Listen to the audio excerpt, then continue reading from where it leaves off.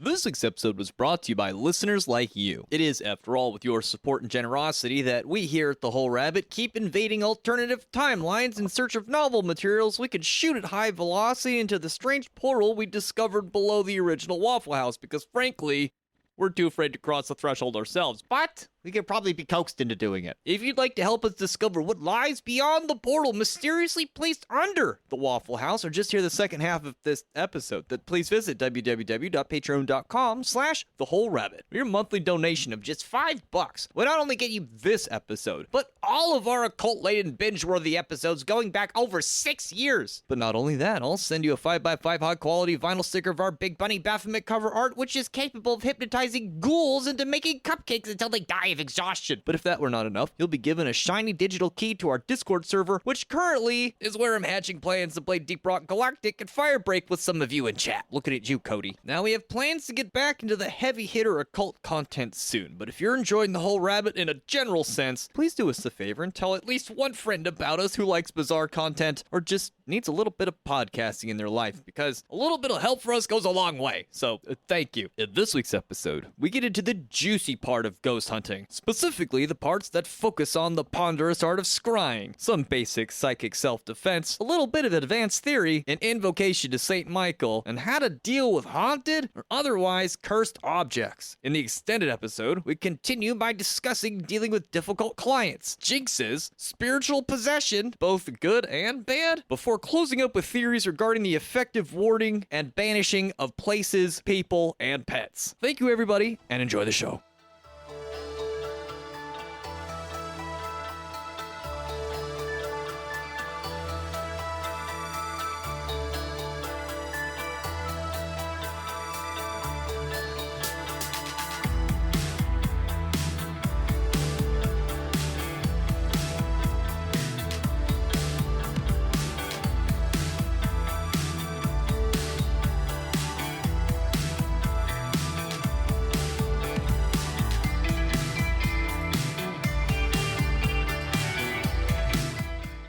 What is a ghost's favorite type of music? What? Sheet music.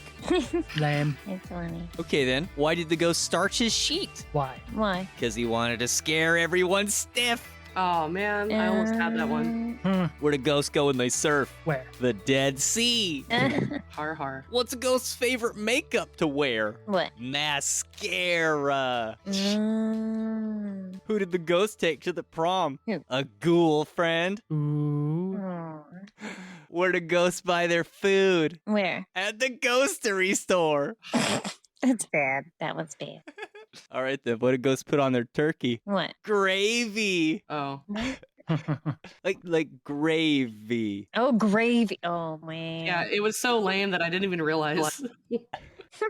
Hello everybody, and welcome to The Whole Rabbit, where we don't just capture ghosts with cornstarch, high-powered lasers, and cat toys. Nay, we also entrap them within crystals, communicate to them through black mirrors, and jump back before the whole spooky thing blows up in our face because we're wearing a Jesus-coded apron, have a pocket full of amethyst, brought a couple of extra cokes in case we get jinxed, because this week we're continuing our campaign of ghost wrangling with part 4 of 101 Ways to Be a Paranormal Investigator with Cryptic Chronicles, Tim Hacker's research as our guide. CrypticChronicles.com. Thank you for coming, Tim. Yo, what's up? Are you people ready for part 4? I was born ready. Yes. Yeah. I'm your host, Hack Rabbit, also known by my Christian name, Luke Madrid. I'm joined this week by the tail-wagging dog of war, Marisama. Ooh. And the girl next dimension you secretly have a crush on but only seems interested in climbing trees, Haka Astra. Hello. I love climbing trees. So it looks like we're getting into the truly esoteric part of the ghost hunting experience. This is the part of the episode where an encyclopedic knowledge of our back catalog would actually help you. But instead, we're going to be talking about a whole menagerie of different occult things that pertain to having a successful ghost hunt. In fact, starting up with with number 45, it's truly a witchy entry on our list. And that's scrying. It's an ancient method of divination most often used to predict the future or connect with the spirit world. While most systems of divination work by interpreting symbols or patterns and then drawing conclusions from how they appear in a system, the information obtained during scrying actually appears within the medium itself, like a television screen. You know, pondering the orb, if you will. This is what we're talking about. Ancient cultures, including those in Persia, Greece, and Egypt, practiced scrying for prognostication, believing that spirits conveyed messages through it. Notably, Nostradamus used a bowl of water for scrying, although it is also common to use crystal balls and black mirrors. But really, any reflective surface, such as ink or even water, can also be used. According to Erica Chetham's The Prophecy of Nostradamus, published in 1973, Nostradamus would stare into the water until perceiving, quote, a slight flame out of the emptiness, signaling the onset of the visionary state. One account derived from his quatrains describes his setup. Quote, gathered at night in study deep I sat, alone, upon the tripod stool of brass. Exiguous flame came out of solitude, promise of magic that may be believed, unquote. I thought it was interesting that he described his setup with a tripod stool of brass. From what I remember, that's how the Oracle of Delphi was usually depicted in paintings or even in written description. They would be sat atop a stool of some sort. And I believe usually a witch's like censer, it's called, usually sits on a tripod of some sort. So some people believe Nostradamus may have been inhaling some sort of a hallucinogen in the tradition of the oracles of Delphi, but nobody's really sure. Throughout history, scrying has been utilized by wizards, witches, clairvoyants, and psychics of every type. The practice itself involves gazing into a reflective surface while in a relaxed state to perceive images or visions. Okay, so I don't scry, and I don't see UFOs, but there was that one time I did both at once. Hear me What? out. No, really. Okay, so once when I was a young psychonaut, I heard that if you took a bunch of honey and you mashed up a bunch of, you know, Terrence McKenna brand mushrooms in it, and you let it sit for like a month or 2 months or 6 months or whatever, it would turn blue. And supposedly, if you ate this blue honey, you would gain the power of the pharaohs, you would fly around on a sphinx and meet the Buddha, and I was like, I'm all about it, let's do it. So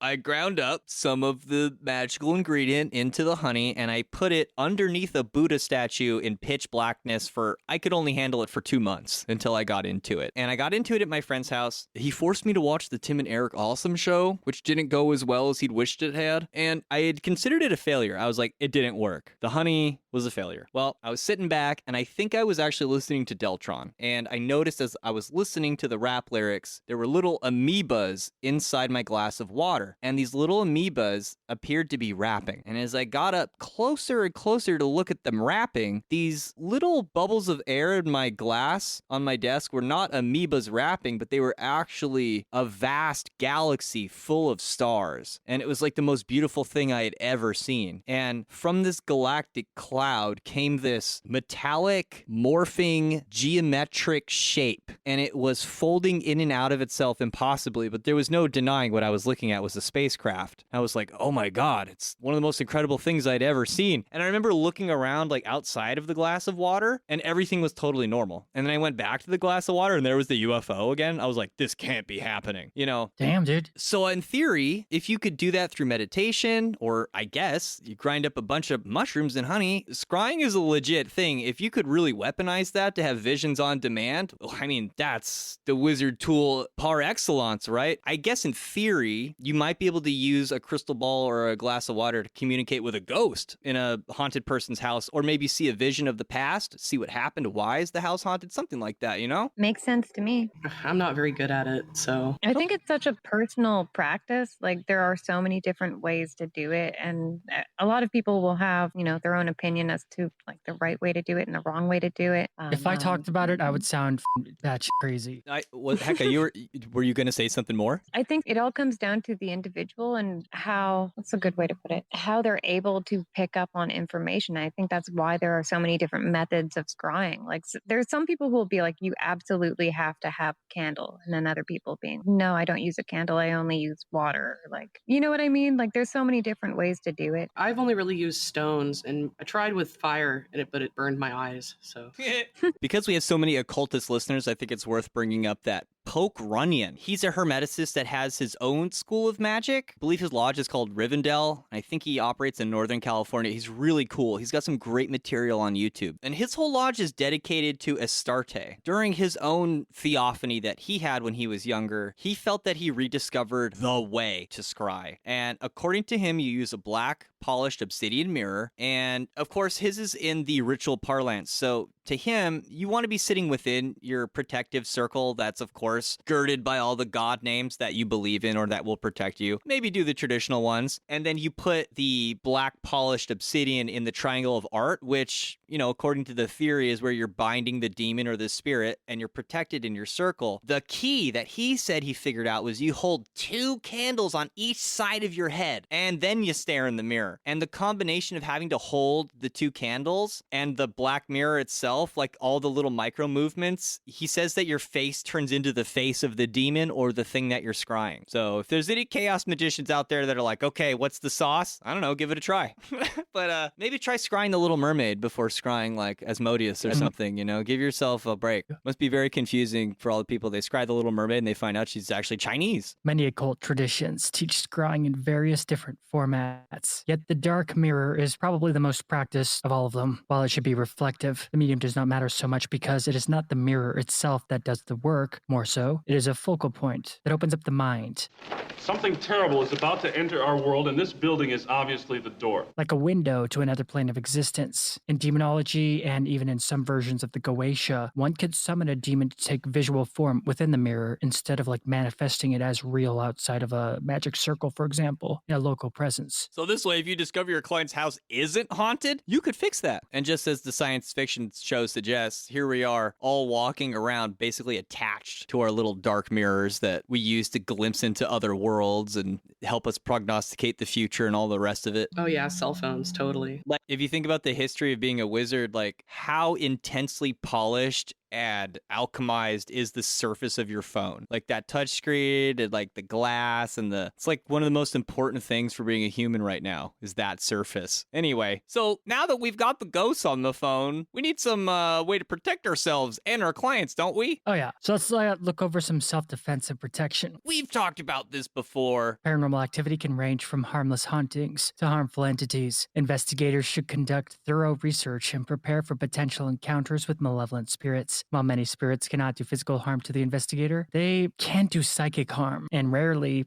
physical harm as well. It's really financial harm that hurts the most, though. You know what I mean? That's why you should always carry a picture of Jesus Christ in your wallet. Remember, Jesus saves. What? To avoid harm, psychological preparation is essential and may involve techniques such as prayers, rituals, and maintaining a positive mindset. Developing composure in stressful situations is crucial for managing negativity and fear during investigations. Likewise, it's important to recognize when to persevere and when it's necessary to remove oneself from a situation. If you suddenly find yourself standing in a puddle of your own piss, it's usually time to extricate yourself. 46. Basic protection. While protection can take many forms, paranormal investigators often begin their investigations with a prayer for protection against harmful entities. Common protective items include holy water, rosaries, and scapulars, particularly for those who believe in their effectiveness. I actually didn't know what a scapular was, so I looked it up. Apparently, the use of the scapular began in the order of Saint Benedict in the 7th century, so it has its origins all the way back to the beginning of Christian monasticism. So it's old. And it's essentially that Jesus-coated apron that covers both your front and your back, sometimes known as a Jedi outfit or a World of Warcraft guild tabard, that thing. And then they make smaller ones out of cloth, and they're really more like a super long front and back necklace, usually embroidered with the image of a saint on it. Both of these are seen as devotional. I think the one you want to bring on a ghost hunt's probably the little tiny necklace. Unless you have a lightsaber, then have at it. Everybody knows that lightsabers work on ghosts. Now, if one is not religious but spiritual and is opposed to traditional dogmatic beliefs, no worries, because it is the faith itself that gives power of protection, not a dogmatic source. He's right, you know. Check out our Pick a Tricks episode if you want a primer on how to make amulets. Amulets can do all sorts of things, but the ones we're talking about today are for protective purposes. Professional teams often have a specialist who deals with extreme demonic attacks. Ed and Lorraine Warren viewed their Catholic faith as a means of protection, and even non-Catholics may carry holy water for some purposes. There should be a specialist on your paranormal investigation team to lead the way in protection and demonological possibilities. If you do not have someone on your team who does this, ask for a volunteer to take on the responsibility. Keep in mind, though, that it should not be somebody that's forced into it. It should be somebody that's already interested in the topic. Non-consensual clergy. That's a new one. It usually goes the other direction. Additionally, meditation and visualization techniques, such as invoking white light, can actually serve as a very formidable protection, believe it or not. Practitioners may utilize methods like bathing in white light and wearing psychic armor to repel malevolent entities. This is pretty common, and from everything I've heard, it's effective. You can imagine a white light emanating from your core, filling the room you're in, and spreading itself out over everything. This is considered a basic form of banishing. It's not too dissimilar from what they teach in beginning level chaos magic, but I'm sure a number of our listeners are familiar with it from the lesser banishing ritual of the pentagram, and if you want to bust out the big guns and chant the Hebrew, you can, but just imagining white light is effective enough. Yeah, it's good for OBEs as well, like if you're doing that OBE stuff. And also, just like the most basic form of that I should have included it. It's like laughter. If just laughing can banish a lot of malevolent entities, lower level ones, not the heavy hitters. You know, that's like a big idea in chaos magic. That's the laughter form of banishing. Yeah, it's actually really potent, but it depends on the type of entity. It's not going to work all the time, but any like lesser stuff, yeah, it's going to work real well. That's why if you're ever scared or anything on a paranormal investigation, or you just get creeped out going to get water from your kitchen in the middle of the night, just laugh. You'll be surprised.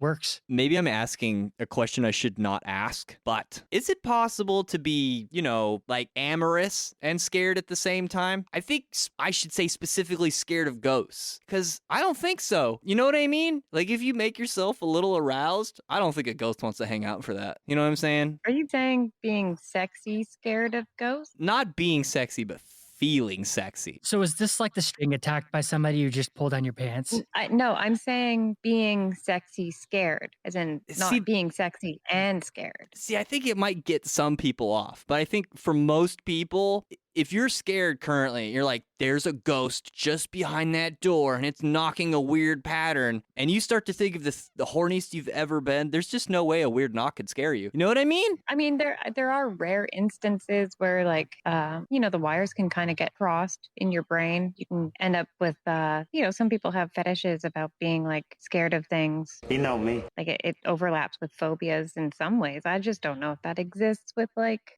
ghosts. No, you're right. If you go back and forth between horny and scared, you can actually create a charged environment. We talked about this in the Satanic Bible episode. So I guess technically, if you do make yourself horny and you're scared, you should also make yourself feel scary and like act like a werewolf, and then the ghosts won't bother you. I'm not even kidding. I mean, I think it's also more common in people who feel submissive, and it's especially more common in women to have like, it's a predator and prey wires crossing. Yeah, so I'm saying like if you got the one and you want to stop feeling it, like try and get to the other, I mean, that makes sense. I don't want to admit it, but this worked for me in high school once when I was really creeped out. I'm sorry. TMI. 47. Invoking Saint Michael. Oh, we're going to need to after hearing that story. Calling upon Saint Michael the Archangel is a practice that many people find helpful. He is a symbol of good and a leader of angelic forces in the battle against evil. In 1888, Pope Leo VIII claimed to have overheard a conversation between Jesus and the devil. In this conversation, the devil boasted that he could destroy the church, asking for 75 years and greater influence over those who would serve him. Jesus granted his request. Alarmed by the implications, Pope Leo VIII composed the prayer of St. Michael the Archangel and mandated its recitation after all low masses until 1960. This prayer can be a source of protection during challenging situations or investigations. Hold your horses for a minute. You're telling me that the devil successfully got Jesus to bet against him that he could destroy the church, and then once he convinced him, he's like, you got to give me a handicap though. Well, everything happens in accordance of the will of the all, so obviously Jesus knew that the Pope was going to be standing there and knew that he would be making this prayer, which would already counter what he was immediately talking to the devil about in the first place. You got to play 4D chess with Jesus, bro. Does Jesus have a gambling problem? Seriously. I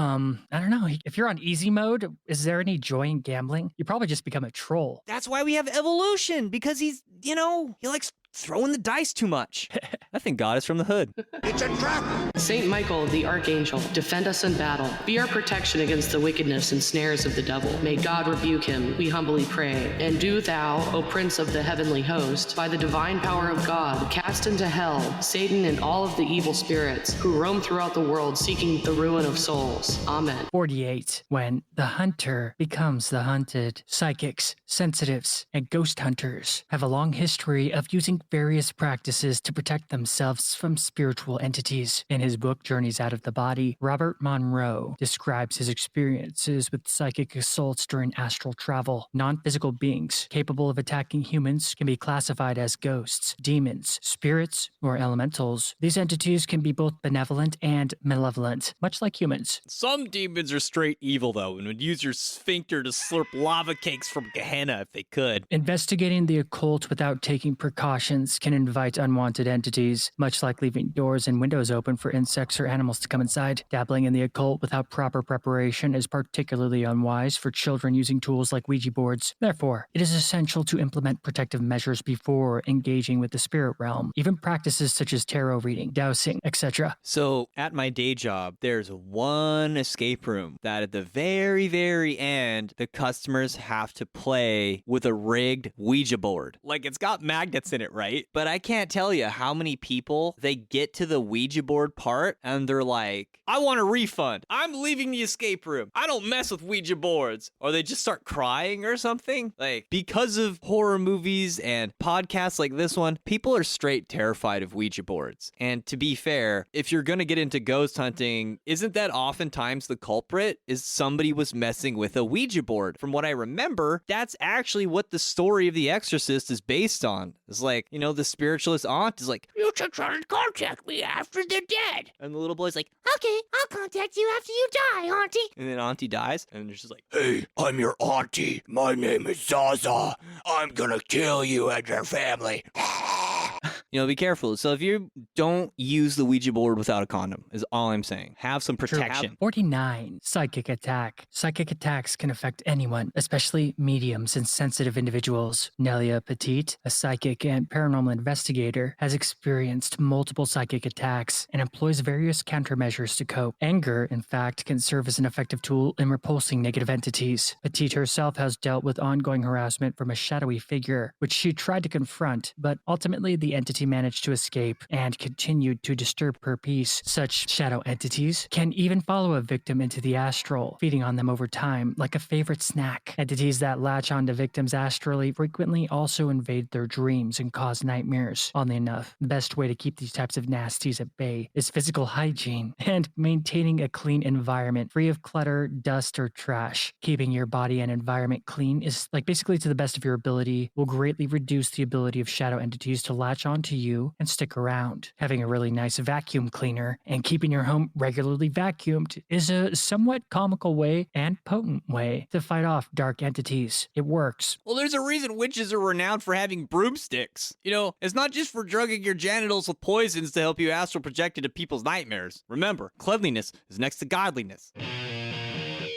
It's surprisingly very good at keeping away negative entities for sure. Psychics may experience physical harm when targeted by both benevolent and malevolent entities. How do you get targeted for harm by positive entities? Do you just listen to Cold Chamber too many times? No, it's just not intentional. The harm that comes from it is not intentional. Think about like when you're trying to save an ant from doing something and you go to like move it and you accidentally squish like half its legs.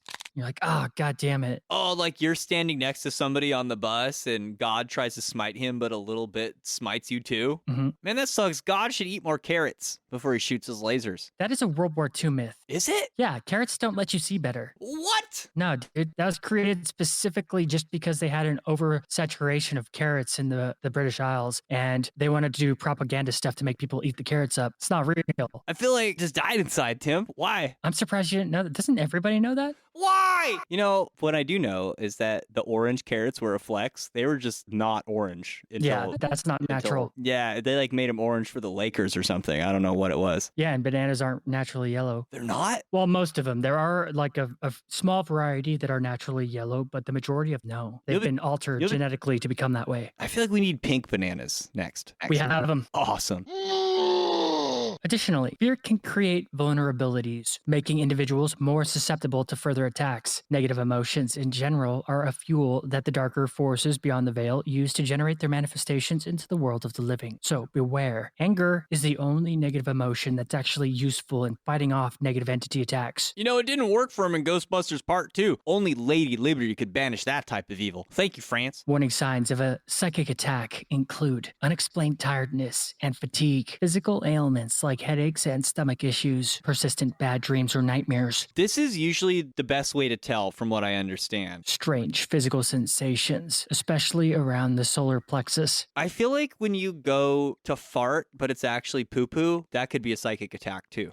It's one of the worst things that could happen, and it could happen to you anywhere. You know what I mean? It's just a theory. Seriously though, I have a few I've picked up from my experience. Now, your pets and your household plants, they tend to absorb curses before they can make their way all the way to you. They almost work as like a shielding. Oftentimes, it's possible to see psychic attacks afflicting those things first, working as an early warning system. Likewise, crystals or protective amulets you carry may also break. Sometimes this is a sign that they are working. You also might want to replace them after they break. And be sure to cleanse them after you use them. I had a friend give me an obsidian dagger to protect me from some bad juju, and that thing just like broke in 24 hours. It was my fault. But he was like, I thought it would, man. That's how you know it's working. 50. Dealing with psychic oppression. Experienced paranormal investigators have recognized signs of psychic distress, such as depression and anxiety, or if your plants are dying. To address these feelings, it's important to assess potential triggers. If there is no logical explanation for these emotions, they may be linked to paranormal activity. Investigative groups often have contacts, such as clerics or demonologists, who can assist in resolving these issues. Quick intervention typically helps restore balance to the situation. If someone experiences prolonged mental distress following paranormal activity, it may indicate deeper issues, possibly related to demonic energies. Or maybe bath salts. Always advise clients to seek medical or psychological assistance if they feel endangered. 51. Potential damage from malevolent entities. Demonic possession can result in severe psychological trauma for victims, their families, and exorcists. Victims often have amnesia regarding the most horrific aspects of their experiences, and while some trauma may lessen over time, it can leave lasting effects. I've seen what I consider genuine possession at least once, and it was truly terrifying. Oh yeah? Tell me about it. So this person, their eyes totally glazed over. May have spoke about it on the show before, but they reached out and grabbed like a lock from my curly hair and just pulled it out like it was a flower out of the ground. And I actually saved this lock of hair to counteract whatever was happening for later. This person acquired superhuman strength, and despite being a tiny, like 110-pound girl, she required like 5 fully grown dudes to restrain her, and with like considerable difficulty. She was like attacking, screaming, and it like there was this smell in the room, and it was faint, but it was noticeable. It was like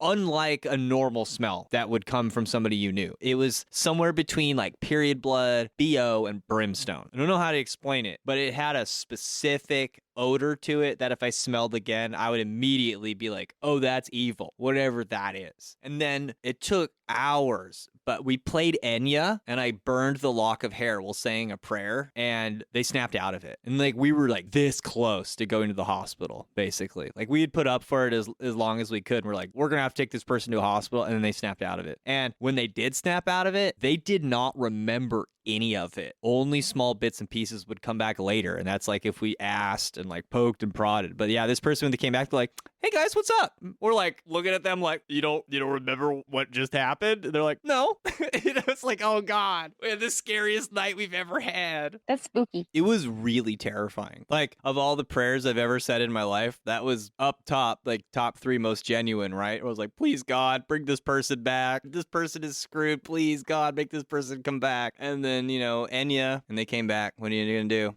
Control your demons. Yeah, dude, seriously. Control those demons. Some people just shouldn't take psychedelics. That's all I gotta say. I agree completely. Moving on. Ghouls inflict emotional harm, leading to feelings of coldness, disorientation, and despair. They can undermine their victims' confidence, resulting in demoralization and deep depression. Unlike ghosts, ghouls do not appear visually. Instead, they are felt as a pervasive sense of evil. Ghouls are more active in warm, muggy weather, and they are associated with specific locations, having a defined area of influence. Typically considered native to Arabic folklore, ghouls are said to haunt graveyards, which coincides with their proclivity for eating human flesh. The English word ghoul is actually derived from the Arabic ghoul, or gala, which means to seize. And just FYI, female ghouls are referred to as ghula. Oh, that's sassy. Yeah, so slay. 52. Physical attack. Investigators in paranormal research sometimes experience physical attacks from spirits during their investigations. Common scenarios include being shoved, thrown, or feeling injured without any serious damage. Some investigators report incidences of being hurled against the wall or even pushed downstairs. Sensations associated with these attacks may include dizziness, crawling feeling on the skin, or tingling, which can indicate contact with a spirit. While poltergeists aren't known for their aggressive behavior, they rarely cause serious injuries. However, there are reports of physical harm, and even in some death. This threat may be exacerbated for you because ghost hunters tend to face more active hostility compared to casual bystanders. Yeah, especially when you're shouting at ghosts like some kind of kooky drill sergeant who can't tell what he's screaming at, like me when I do the show.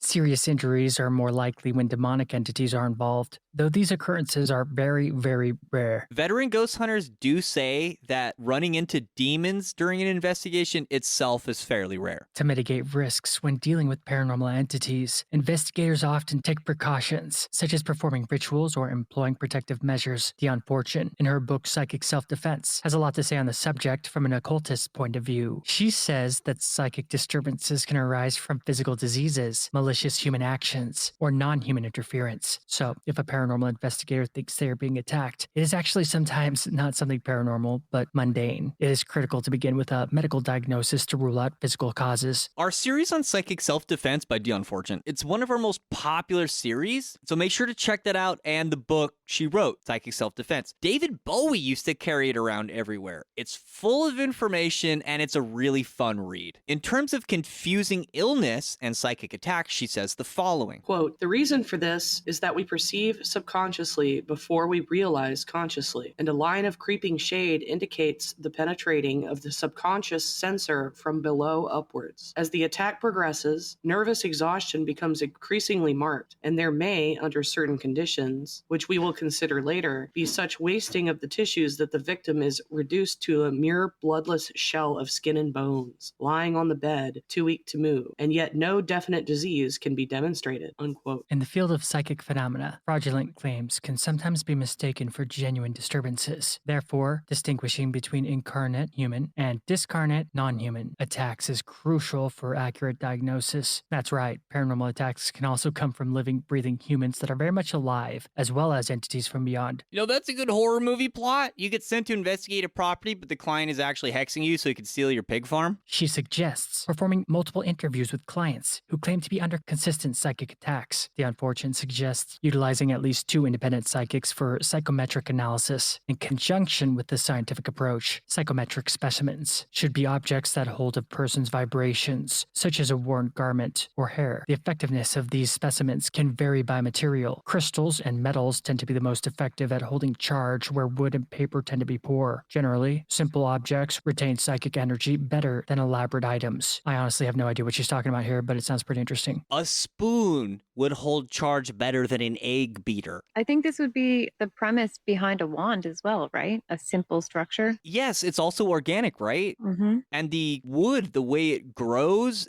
is related to the will because it's natural, but it also displays like slow and stable force. Now, I thought it was interesting that moving parts tend to decrease the ability for an object to hold magical charge. I mean, that's why the industrial era killed magic. Everybody knows that, right? And if you think about it, the space shuttle has more moving parts smarter than any device ever created by man. So that pretty much just makes ghosts shit and piss themselves whenever they even think about it. And that's why, if you're not Christian, you can just wear a pendant of a space shuttle. Jokes aside, this is what Dion Fortune says in terms of objects holding psychic energy and which ones hold it best. A garment recently and habitually worn, a lock of hair, a piece of jewelry, all these can be made to serve provided they are properly preserved. Crystalline substances, such as precious stone, hold magnetism better than anything else. Metals are also good, whether precious or otherwise. A pocket knife, for instance, will hold magnetism well. Wood holds it badly, and so do paper, wool, cotton, and artificial silk, especially the latter. Silk and linen are good. India rubber is useless. Glass depends for its holding powers upon its form. If it is cut so that it will refract light, it can be very good. If it's flat and purely transparent like a window pane, it is almost useless. Stone is fair, earthenware poor. An elaborate article is not as good as a simple article. For instance, a marquise ring is not as good as a signet ring. Letters are apt to be misleading because they often contain nearly as much of the magnetism of the recipient as of the writer. Some psychics can work from a photograph, but this method is not, strictly speaking, psychometry, for the mental image evoked by the photograph is used to pick up the corresponding image in the reflecting ether. I just also want to comment, you'll find if you do a lot of magic from ancient grimoires, you'll see that linen is very common item to either write on or make into something, like with Psalms magic. Yeah. Having a virgin parchment or virgin materials is important because you only want those materials to have the energy of your magic working that you're doing. So it's like a clean slate. But I personally disagree where it says earthenware is poor, because it depends, I think, on the earthenware. Like if you fashion your own clay tablet and inscribe upon it, it's going to have a lot more potency than just, if you go pick up a terracotta pot. Yeah, I agree with you and disagree with the unfortunate if only because as magicians, the Bible being a resource for magical theory, like what does God create humans out of? Clay. And also, you've got if you're going to use Bible magic, for an example, you've got the 10 Commandments written on flat slabs. Oh my. You make a good point. Yeah, if clay couldn't hold the neshama, then God wouldn't have used it. And that's what we're talking about. Because also your energy flows through your body. And usually when you're working with clay, you get it a little bit warm as you're moving about in your hands. And so clay can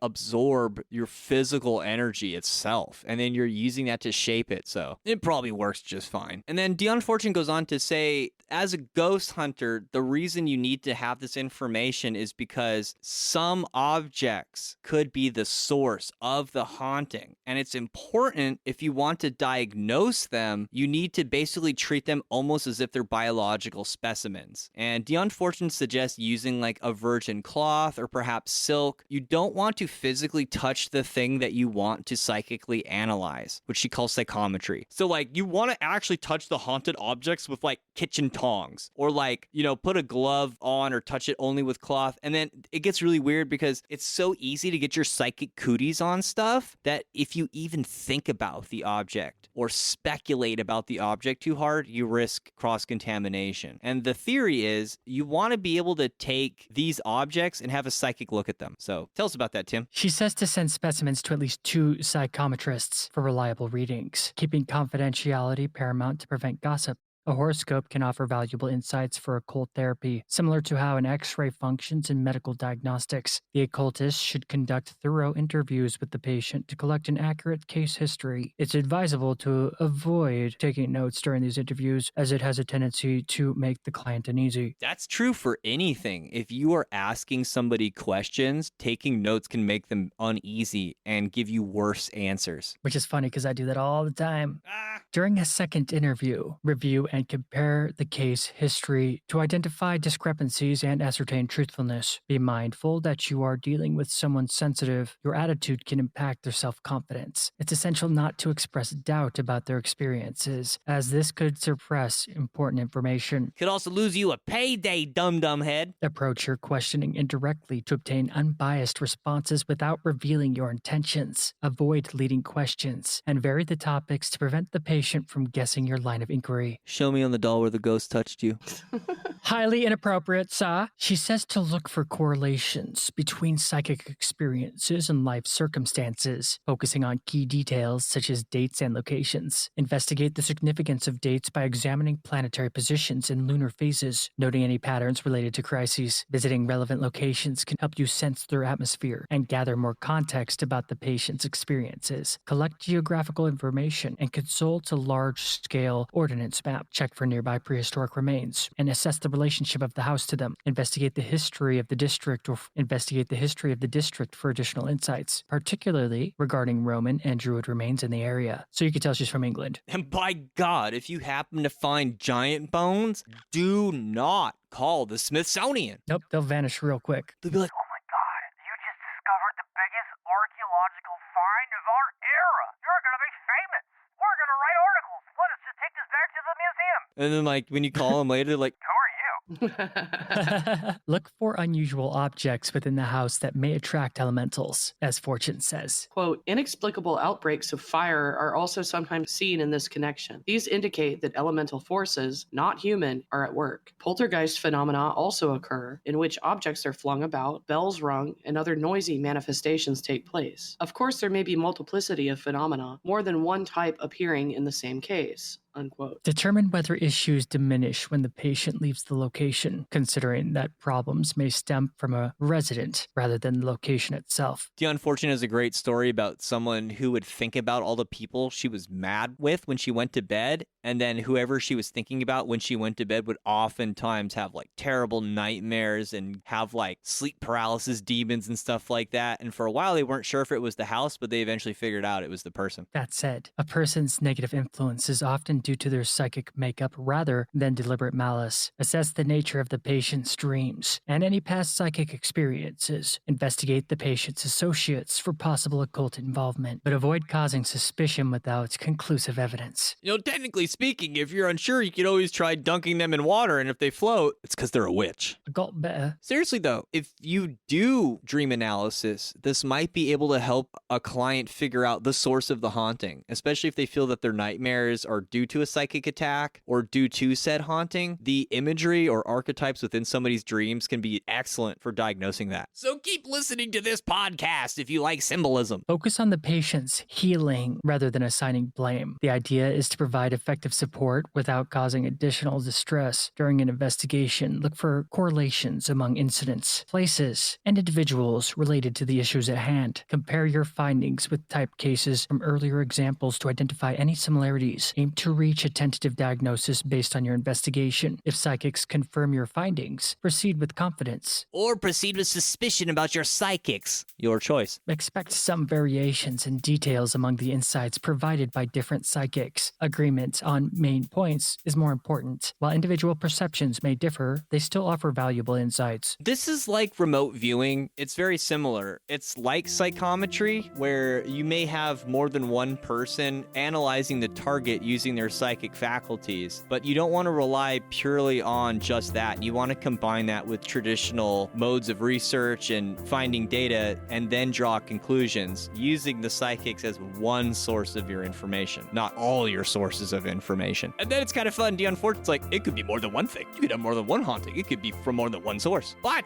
if you'd like to hear the rest of this episode, where we discuss not only how ghosts can brick your equipment, but jinx you and hex you and possess you, sometimes even for fun and profit, then please visit www.patreon.com/thewholerabbit, where your monthly donation of just $5 will not only help keep this podcast afloat, but it'll get you not just this extended episode, but every single one of our episodes going back before 2020 about every possible kind of bizarre, occult, esoteric topic that we can think of. In fact, we need help thinking of more topics, which you can tell us about directly, because if you subscribe at $5, not only will I send you a 5x5 high-quality vinyl sticker of our Big Bunny Baphomet cover art, which is guaranteed to make your house haunted, I'll send you the secret keys to our Discord server, where you can share with us your paranormal activity, especially your paranormal stories. We sometimes like to share them on the show. Those are some of my favorite episodes. And damn it, if we can get ahead of our daily chores and stuff, we'd love to play Scrabble and watch some good movies with you in Discord. And by the way, if you like this content, make sure to check out cryptochronicles.com. Thank you for joining us, Tim. Oh yeah, anytime, any place, anywhere. Thank you. Eat carrots and shoot lasers. Pew, pew, pew. Pew pew. Pew, pew, pew, pew.